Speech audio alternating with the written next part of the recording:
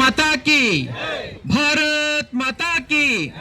भारतीय जनता पक्षಕ್ಕೆ भारतीय जनता पक्षಕ್ಕೆ सन्मान्य श्री नरेंद्र मोदी जी ಅವರಿಗೆ सन्मान्य श्री नरेंद्र मोदी जी ಅವರಿಗೆ ಬಂಧುಗಳೇ ಸುಳ್ಳು ಭರವಸೆಗಳನ್ನು ಕೊಟ್ಟು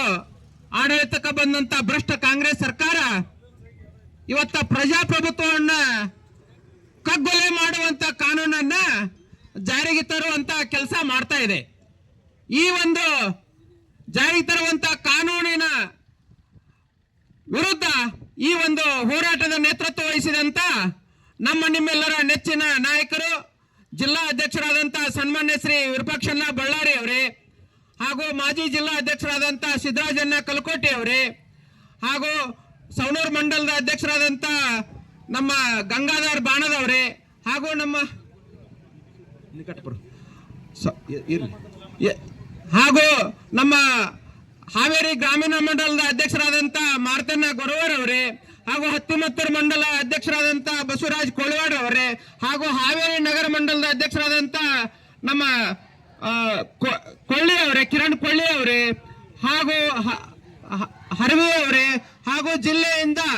ಬಂದಂತ ಎಲ್ಲ ನಮ್ಮ ನಾಯಕರೇ, ಹಾಗೂ ಎಲ್ಲ ನಮ್ಮ ದೇವದುರ್ಲಭ ಕಾರ್ಯಕರ್ತ ಬಂಧುಗಳೇ, ಹಾಗೂ ಎಲ್ಲ ಪದಾಧಿಕಾರಿಗಳೇ, ಬಂಧುಗಳೇ, ಇವತ್ತ ಭ್ರಷ್ಟ ಕಾಂಗ್ರೆಸ್ ಸರ್ಕಾರ ಏನ ಇವತ್ತ ಕಾನೂನನ್ನ ಜಾರಿಗೆ ತರ್ತಾ ಇದೆ, ಇವತ್ತ ಪ್ರಜಾಪ್ರಭುತ್ವವನ್ನು ಕಗ್ಗೊಲೆ ಯಾವ ರೀತಿ ಮಾಡ್ತಾ ಇದೆ ಅನ್ನೋದ್ರ ಬಗ್ಗೆ ಈಗಾಗಲೇ ನಮ್ಮ ಸಿದ್ದರಾಜಣ್ಣ ಕಲಕೋಟಿ ಅವರು ಹೇಳಿದ್ರು, ನಮ್ಮ ಚಾವಡಿ ವಕೀಲರು ಹೇಳಿದ್ರು, ಹಾಗೂ ಗಂಗಾಧರ ಬಾಣದವರು ಕೂಡ ಈಗ ಪರಿಪೂರ್ಣವಾಗಿ ವಿಸ್ತರಿಸಿ ಹೇಳಿದ್ದಾರೆ। ಏನಪ್ಪ ಇದು ದ್ವೇಷ ಭಾಷಣ ಅಂತಂದ್ರೆ, ಹಿಂದೆ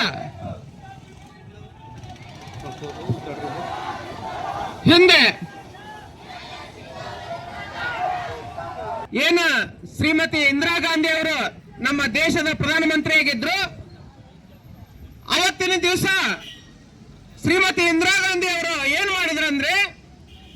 ತಮ್ಮ ಕುರ್ಚಿಯನ್ನು ಉಳಿಸಿಕೊಳ್ಳಲಿಕ್ಕೆ, ತಮ್ಮ ಅಧಿಕಾರವನ್ನು ಉಳಿಸಿಕೊಳ್ಳಲಿಕ್ಕೆ ಸಂವಿಧಾನದ 38ನೇ ತಿದ್ದುಪಡಿಯನ್ನು ಜಾರಿಗೆ ತಗೊಂಡು ಬಂದ್ರು। 38ನೇ ತಿದ್ದುಪಡಿಯಲ್ಲಿ ಏನಿದೆ ಅಂದ್ರೆ, ಇವತ್ತ ಏನು ಕಾನೂನನ್ನ ಜಾರಿಗೆ ತರ್ತಾ ಇದ್ದಾರೆ, ಯಾವುದೇ ಅಧಿಕಾರವನ್ನ ಯಾರು ಪ್ರಶ್ನೆ ಮಾಡಬಾರ್ದು,